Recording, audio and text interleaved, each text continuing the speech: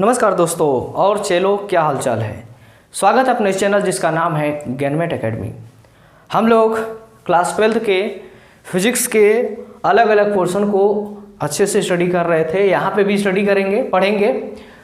हम लोग पिछले वीडियो में देखे थे कि आवेश से संबंधित जितने भी प्रॉपर्टी रहे, परिभाषा रहे, ये सब हम लोग पढ़ चुके हैं। लेकिन आज हम लोग जो पढ़ने वाले हैं वो कूलाम का नियम पढ़ने वाले हैं। कूलाम का नियम इतना इम्पोर्टेंट है कि आपके एग्ज़ाम में छपने का एकदम चांसेस लगभग 100% है। ये बहुत ही ज़्यादा इम्पोर्टेंट है, अति महत्वपूर्ण। 100% ये गारंटी है कि आपके एग्ज़ाम में पूछा जाएगा। इतना मैं आपको अभी बता दे रहा हूँ। आपके किसी भी एग्ज़ाम में, चाहे आपका प्री बोर्ड हो, चाहे आपका होम बोर्ड हो, चाहे स्कूल का किसी भी तरह का टेस्ट हो, किसी पेपर में ये छपेगा कूलाम का नियम, क्योंकि पहला चैप्टर में ये सबसे मोस्ट इम्पॉर्टेंट बन जाता है। इसे हम कहते हैं कूलाम का नियम। अब बात करते हैं कूलाम ने नियम क्या दिया, क्योंकि कूलाम का नियम डेवलप कैसे हुआ भाई। जब आवेश की परिभाषा बनी, आवेश की खोज हुआ, तो कूलाम ने अपना नियम दे दिया। क्योंकि आवेश, आपको पता है कि आवेश दो कैटेगरी में होता है, एक प्लस होता है और दूसरा क्या होता है, माइनस। उस कैटेगरी के आधार पर कूलाम ने अपना ये परिभाषा दिया। अब क्या दिया, आइए सुनते हैं। देखिए, आप लिखेंगे, क्या लिखेंगे एग्जाम में कि आप कूलाम के नियम के अनुसार, देखिए ध्यान से सुनिएगा, कूलाम के नियम के अनुसार दो विपरीत या समरूप, दोनों की बात कर सकते हैं, दो विपरीत या समरूप आवेशों के बीच लगने वाला आकर्षण या प्रतिकर्षण बल, दो विपरीत या समरूप आवेशों के बीच लगने वाला आकर्षण या प्रतिकर्षण बल निम्न बातों पर निर्भर करता है। क्या करेगा, पहला, दोनों आवेशों के बीच लगने वाला आकर्षण बल, उनके आकर्षण या प्रतिकर्षण बल उन आवेशों के गुणनफल के अनुक्रमानुपाती होता है। पहला पॉइंट मैंने लिख दिया है। दो आवेश हैं, एक दूसरे से r दूरी पर हैं, r डिस्टेंस पे हैं, तो एक हो गया Q1 और दूसरा हो गया Q2। इन दोनों के बीच r डिस्टेंस है, तो लगने वाला आकर्षण या प्रतिकर्षण बल F directly proportional to Q1 into क्या हो जाएगा, Q2। क्लियर है।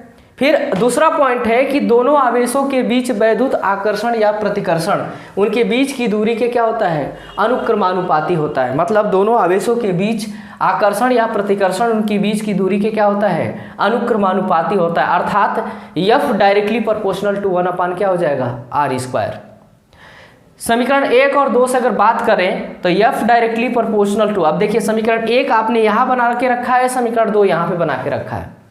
इसे समीकरण 1 और 2 को जैसे ही आप मिलाएंगे तो क्या बनेगा, एक देखिए यहाँ पे Q1 Q2 है, मल्टीपल में है, एज डायरेक्टली प्रोपोर्शनल है, और यहाँ पे 1/r² इनवर्सली प्रोपोर्शनल, मतलब यहाँ पे अनुक्रमानुपाती और यहाँ पे व्युत्क्रमानुपाती लिखा हुआ है। दोनों समीकरण को जब एग्जैक्टली जब आप मिलाएंगे तो एक नया समीकरण बनेगा। यह समीकरण क्या होगा, F directly proportional to Q1 into Q2/r²। यहाँ पे जब इस समीकरण में जब प्रोपोर्शनल को हटाया जाएगा, जैसे ही प्रोपोर्शनल को रिसॉल्व करेंगे तो प्रोपोर्शनल हटते हुए आप एक वैल्यू फाइंड करेंगे। इस वैल्यू को आप के कहते हैं, जिससे नियतांक कहा जाता है के, और यही माध्यम का परावैद्युतांक का रूप ले लेता है। मतलब जो के कांस्टेंट बन के आया था वही माध्यम का क्या होता है, परावैद्युतांक होता है। तो जहाँ पे के की वैल्यू जो होती है 1/4πε0 इज इक्वल टू, इसकी एक टोटल वैल्यू निकल के आती है 9 × 10⁹ न्यूटन मीटर स्क्वायर पर कूलाम स्क्वायर। आप देख सकते हैं मैंने यहाँ से शुरू किया था, यहाँ पे दो इक्वेशन जनरेट किया गया, दोनों इक्वेशन को आपस में मिलाकर एक इक्वेशन बनाया गया। जब प्रोपोर्शनल हटाएंगे तो के आ जाएगा, और के माध्यम का परावैद्युतांक कहलाता है, जिसका मान कितना होता है 9 × 10⁹ न्यूटन मीटर स्क्वायर पर कूलाम स्क्वायर। अब बात करते हैं यहाँ पे ε0। देखिए के की वैल्यू तो इतनी है, लेकिन इसमें एक वैल्यू आ रही है, एक फिजिकल क्वांटिटी आ रही है, जिसको बोलते हैं निर्वात की विद्युतशीलता।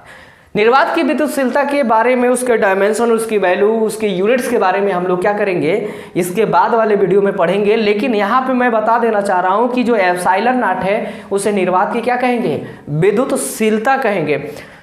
अब यहाँ पे बात करते हैं कि जैसे के की वैल्यू 1/4πε0 रखेंगे तो इसकी वैल्यू क्या बन जाएगी, पूरा F बराबर 1/4πε0 Q1 Q2/r²। अब देखिए इसका सदिश रूप क्या होता है, ध्यान दीजिएगा।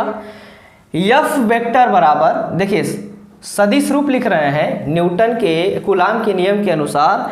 इसका जब सदिश रूप लिखा जाएगा तो यह सदिश रूप F vector is equal to K Q1 Q2 upon RQ R12 का वेक्टर। और जैसे ही जब इसको यूनिट वेक्टर में कन्वर्ट करेंगे तो के Q1 Q2 by R square R12 cap, ये जो है वेक्टर फॉर्म है, ये यूनिट फॉर्म में चला जाएगा। मतलब एग्जैक्टली आप दोनों बोल सकते हैं कि ये सदिश रूप है। तो सदिश रूप ज़्यादा नहीं पूछता है, आपसे डेरिवेशन पूछेगा कि कूलाम के नियम का डेरिवेशन कीजिए। एक्चुअली अगर बात करें ना तो कूलाम जो था ना ससुर, ये न्यूटन के नियम को चोरी कर लिया था।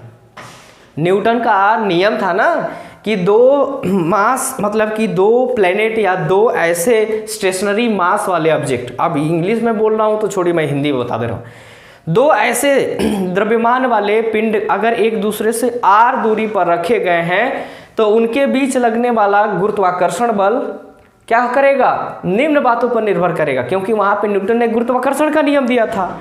जब न्यूटन ने गुरुत्वाकर्षण का नियम दिया तो उसी प्रॉपर्टी के आधार पर किसने, कूलाम ने अपना भी नियम डाल दिया। कहा कि भाई हमको ज़्यादा मेहनत करने की आवश्यकता क्या है। इस आधार पर कूलाम ने न्यूटन के नियम की चोरी किया और अपना एकदम हूबहू बस मास के जगह पे चार्ज ले लिया था और एक प्रॉपर्टी क्रिएट करते हुए नया फिनोमेना, एक फार्मूला जनरेट किया। इसे ही कूलाम का नियम कहते हैं। कूलाम का नियम ऑप्शनल में अगर आ जाए तो F directly F equal to K Q1 Q2 by R square भी लिख सकता है, या 1/4 pi epsilon not Q1 Q2 by R square ये भी लिख सकता है। मतलब कूलाम का नियम इतना इम्पोर्टेंट है कि हर जगह से यह वैल्यू क्या करता है, किसी न किसी रूप में कहीं ना कहीं से पूछ देता है। तो यहाँ पे आप ध्यान देंगे कि कूलाम का जब नियम लिखेंगे तो वहाँ पे बताएंगे कि वैद्युत आकर्षण या प्रतिकर्षण बल निम्न बातों पर निर्भर करेगा, जिसमें पहला हो जाएगा F directly proportional to Q1 और Q2, दूसरा क्या हो जाएगा F directly proportional to 1/r square. जैसे Q1 Q2 की बात करेंगे तो यहाँ पे एक फार्मूला, और जब दोनों इक्वेशन को मिलाएंगे तो एक फार्मूला बनेगा F directly proportional to Q1 Q2 by R square, जिसकी वैल्यू आएगी कितनी, यहाँ पे F equal to K Q1 Q2 by R square, जहाँ k की वैल्यू होती है 1/4 पाई एप्सिलॉन नॉट अर्थात 9 × 10⁹ न्यूटन मीटर स्क्वायर पर कूलाम स्क्वायर। ये हमारा कूलाम का पूरा डेरिवेशन रूप रहा। आपको ये कैसा लगा, ठीक है? अगर आपको अच्छा लगा हो तो पूरा डेरिवेशन कंप्लीट कीजिए और अपनी जो है नोट्स बनाते रहिए। जब तक नोट्स कंप्लीट नहीं रहेगा तब तक आप कंप्लीटली नहीं पढ़ पाएंगे। तो नोट्स देखते रहिए और पढ़ते रहिए। अगर ये अच्छा लगा तो प्लीज़ लाइक करें, शेयर करें, सब्सक्राइब करें और बने रहें मेरे इस चैनल में।